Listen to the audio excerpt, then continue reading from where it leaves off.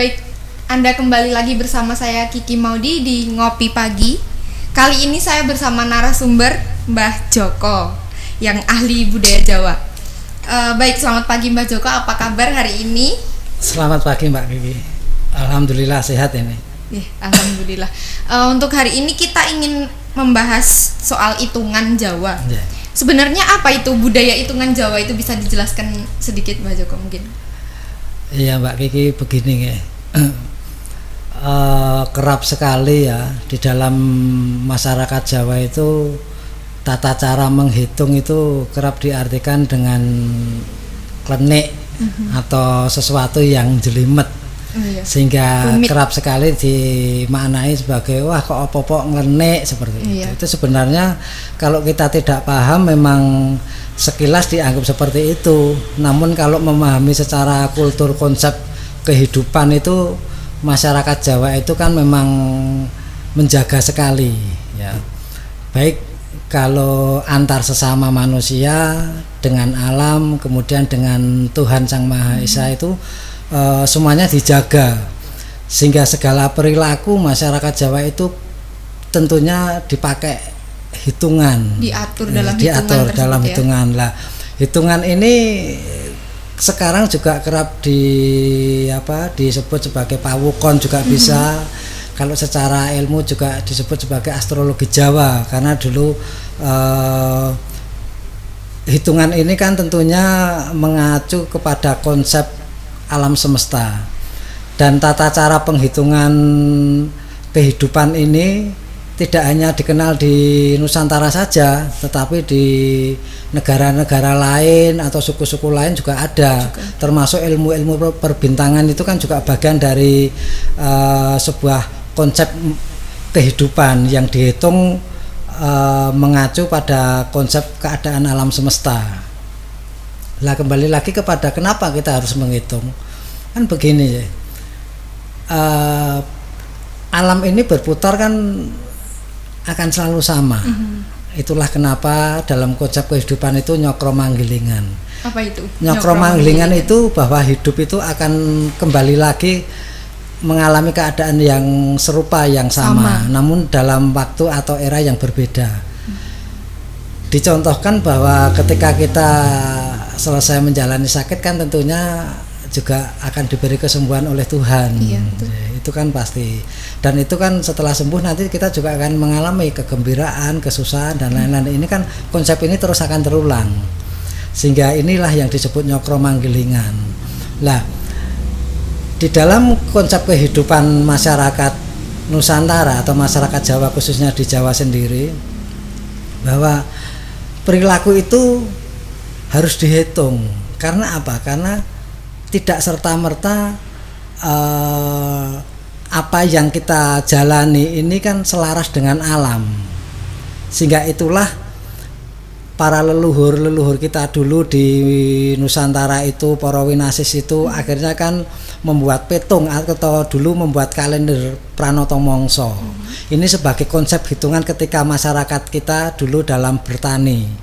Nah, kenapa orang bertani kok di dalam masa tertentu ini kita harus panen, kemudian di masa tertentu kita harus bercocok tanam lah. Ini kan karena masyarakat dulu sudah mengenal tentang keselarasan alam, antara manusia dengan alam itu harus selaras. Lah, ini akhirnya kan juga menjadi sebuah penanggalan, sebuah petung.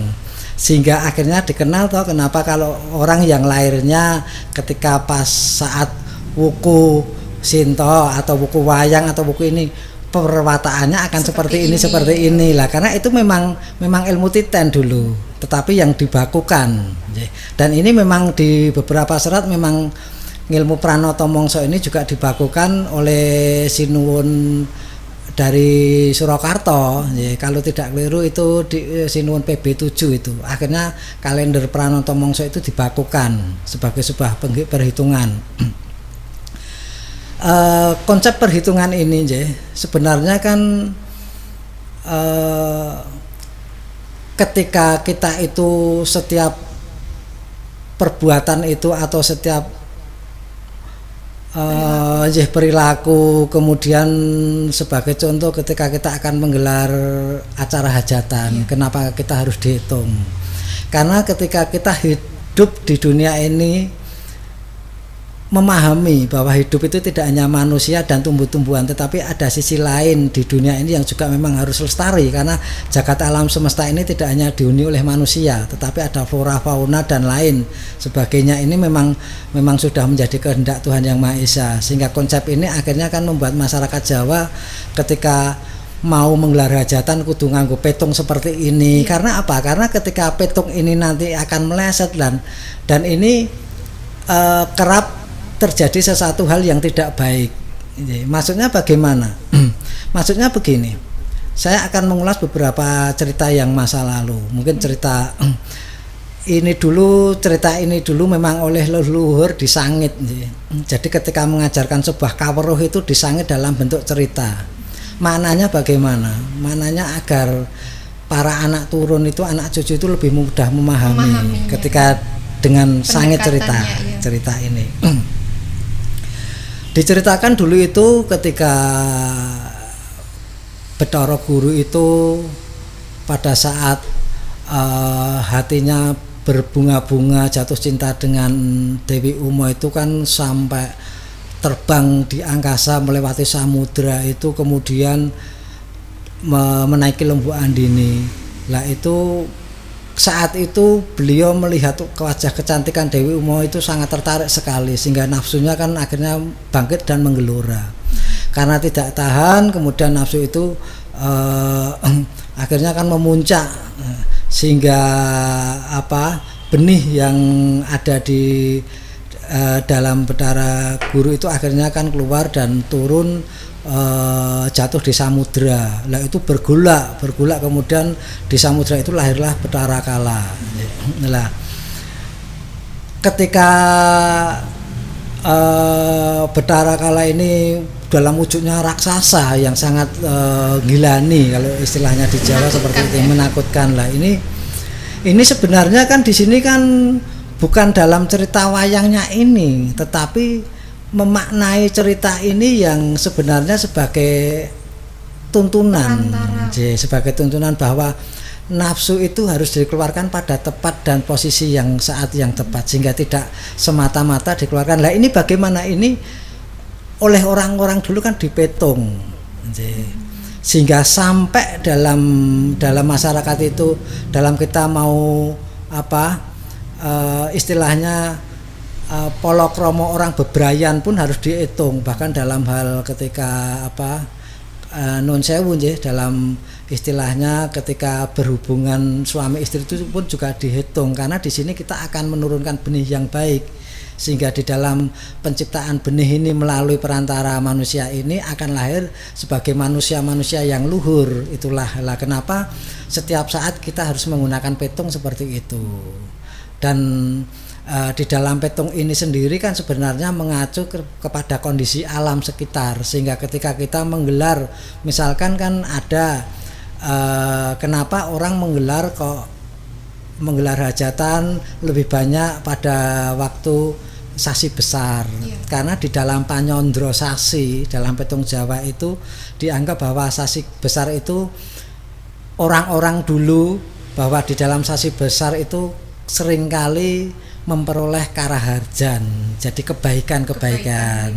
Nah, sehingga ketika mereka memiliki gawe lebih baik digelar pada waktu bulan besar. Nah, seperti itu memaknainya. Kemudian untuk masyarakat saat ini kan sudah banyak masyarakat milenial. Untuk itu bagaimana cara menerapkan dan mengenalkan kepada anak-anak supaya anak-anak yang zaman sekarang maksudnya, supaya mereka itu tidak salah memahami dan memaknai ini hal-hal mistis yang memang kita sudah tidak sepatutnya mempercayai. Seperti itu bagaimana tanggapannya? Sebenarnya semua itu tidak mistis nih, Mbak. Jadi apa yang terjadi di alam semesta ini kalau kita menggunakan logika nalar dengan hitung itu tidak mistis, karena ini memang hukum-hukum alam, hukum-hukum semesta. Kejadian ini kan apalagi semua yang terjadi di dunia ini kan sebenarnya kan sudah ditoto oleh Tuhan Yang Maha Esa, dan semua yang diberikan ini juga sebenarnya kan anugerah Tuhan Yang Maha Esa. Tinggal kita bagaimana kita melihatnya, sisinya. Nah, masyarakat sekarang ketika tidak memahami akhirnya kan menjadikan melihat itu bahwa itu wah itu sisi mistis itu seperti klenik dan lain-lain lah. Ini sebenarnya pemahaman yang keliru.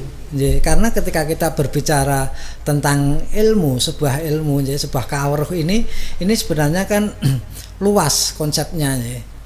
Bisa ketika ilmu pengetahuan ini kita kaji melalui pengetahuan, akhirnya kan melalui sebuah sains, sebuah pikiran, tetapi ada hakikat-hakikat di dalam ilmu itu kita harus menggunakan hati juga, rasa, karena untuk mengulas sebuah hakikat tidak bisa kita menggunakan dengan akal pikiran. Itu semuanya diatur lah. Itulah kenapa ilmu ini kawruh tentang semacam petung ini atau pranoto mongso pawukon ini diajarkan tidak hanya dengan sains, dengan pikiran, tetapi juga dengan hati, agar semuanya bisa selaras antara hati dan pikiran. Lah, anak-anak milenial sekarang ini memang harus kita berikan literasi. Lah, hilangnya beberapa ajaran-ajaran luhur Nusantara, termasuk di Jawa, di Sunda atau di Bali atau di mana-mana ini karena memang ketiadaan literasi. Sehingga bagaimanapun kalau anak-anak muda sekarang disuruh membaca aksara Jawa juga sulit. Padahal dulu itu kan ditulis dalam bentuk aksara Jawa, bahkan ada aksara Jawa yang kawi yang memang tidak bisa diterjemahkan juga, harus dengan laku seperti itu juga ada.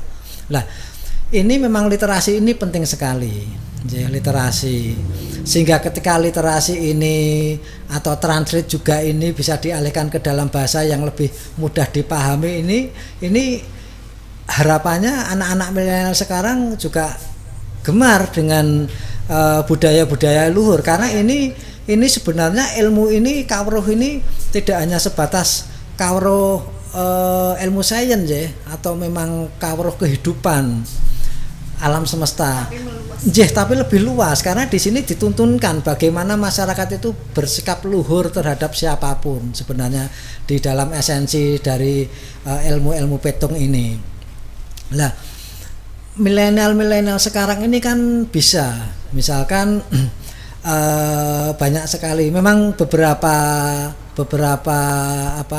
sumber-sumber memang sekarang sudah mulai mentranslate termasuk di beberapa museum juga sudah mentranslate beberapa karya-karya sastra Jawa, manuskrip Jawa itu memang ditranslate menjadi bahasa yang lebih mudah dipahami, atau dialih bahasa lagi bisa menjadi bahasa Indonesia. Nah, ini juga memang penting sekali itu, dan milenial sekarang juga sebenarnya dengan itu akan lebih, mereka akan lebih mampu membentengi diri dari gempuran kebudayaan asing, gempuran kebudayaan luar yang sebenarnya memang bagi masyarakat kita, bagi masyarakat Nusantara itu tidak trep dan pas. Lah, itulah kenapa ilmu-ilmu ini memang sudah sepantasnya generasi milenial sekarang juga banyak belajar.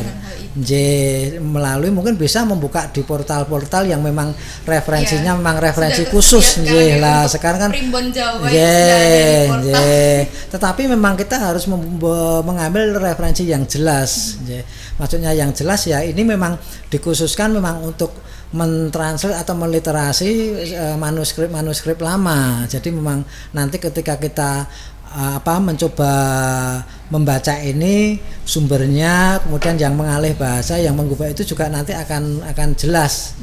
Dan mungkin di sini ada mungkin di beberapa fakultas juga ada prodi-prodi yang sastra untuk itu juga ada, dan mempelajari seperti itu. Saya kira itu. Kemudian untuk milenial yang mungkin sudah mulai penasaran, ini tadi kan untuk yang beberapa untuk menolak. Kalau yang mulai penasaran dan mereka ingin memahami, kadang kan mereka mencari referensi di internet, dan sekarang sudah banyak portal yang menyediakan ramalan-ramalan Jawa dan segala macam tentang jodoh. Itu pernah seseorang teman saya ada yang mencoba di portal Jawa itu, namanya Primbon Jawa, cuman saya tidak ingat websitenya secara detail. Itu diramalkan jodoh, itu tidak cocok seperti itu. Akan ada banyak perkelahian karena perselingkuhan seperti itu juga ada. Itu cara menyikapi kita selain tadi yang sudah disampaikan Mbak Joko untuk mencari referensi yang lebih bagus dan lebih bisa dipercaya.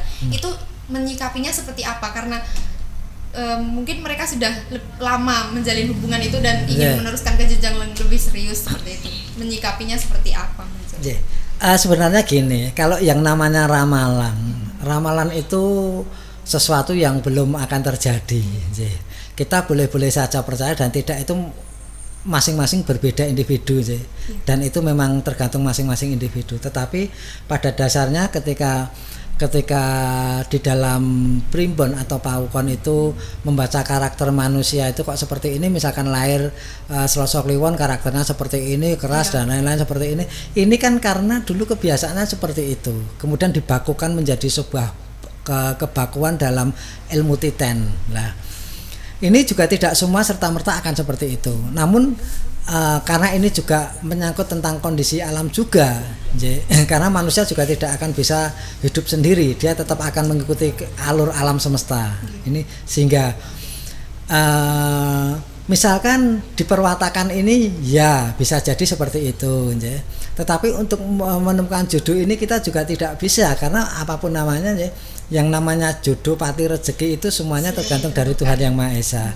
Namun manusia di sini dituntut untuk ikhtiar karena kita memiliki akal budi, pikiran dan lain-lain. Sehingga ketika satu misal tidak cocok di dalam ilmu pawukon itu memang ada, Mbak. Jadi ada kalau antara si A dengan ini tidak cocok. Iya, ini bukan berarti terus tidak bisa, tidak. Ini kan hanya gambaran ketika dihubungkan antara si weton ini dengan itu, akhirnya ketika disatukan kemudian diramal tidak cocok karena mungkin banyak benturan, rezeki tidak baik seperti itu. Nah, di sini sebenarnya bisa di dalam kalau kita mempelajari tentang pawukon ini atau ilmu-ilmu kawruh-kawruh ini lebih dalam, itu memang ada. Jadi itulah kenapa istilahnya itu ada semacam, kalau orang Jawa dulu ada pengeruwatan, atau ada juga yang istilah disebut tebusan seperti itu. Ini sebenarnya bukan karena terus dianggap terus iki peh si A karo si B omah-omah lah gandeng wis cocok kemudian dibatalkan hanya gara-gara ini, kan juga tidak baik ini. Nah, ini makanya di sini ilmu itu kan tidak hanya selaras pada pikiran. Kalau kita berbicara pada pikiran, akhirnya kan membaca konsep tekstualnya hanya akhirnya kan wah ini tidak cocok, tidak baik. Padahal tidak demikian. Kalau kita belajar lebih dalam, sebenarnya juga bisa diatasi. Kalau di Jawa itu ada yang namanya istilah pengeruwatan. Makanya ketika dalam tata cara manten itu kan ketika budaya ada tradisi temanten itu ketika mau temu kemudian mau menggelar acara itu sampai urut-urut itu sampai detail sekali, itu sebenarnya sudah dimaknanya Anjela. Ini sebenarnya untuk itu, untuk menangkal hal-hal semacam itu. Kemudian ada yang potong rikmo itu juga, ini juga pengeruwatan. Sehingga apa? Sehingga ketika mereka dalam berumah tangga ini, konsep-konsep dasar keselarasan antara manusia dengan alam, manusia dengan Tuhan Yang Maha Esa ini terjaga, sehingga segala hal yang tidak baik dapat terhindarkan. Seperti itulah. Nah, kembali lagi ketika jodoh antara si A dan si B ini tadi, jodoh tidak bisa. Jodoh itu ketika kita mau menginjak ke rumah tangga itu, yang namanya jodoh itu tidak tergantung dari kecantikan atau ketampanan. Makanya di dalam filosofi Jawa itu dikenal bebrayaning wong akrami kuwi dudu bondo dudu rupa nanging ati pawitane. Lah, ati ini sebenarnya kan dikonsepkan bahwa siapapun orang yang bersuami istri itu tidak hanya memandang dari sisi kecantikan dan ketampanan, toh semuanya juga sama.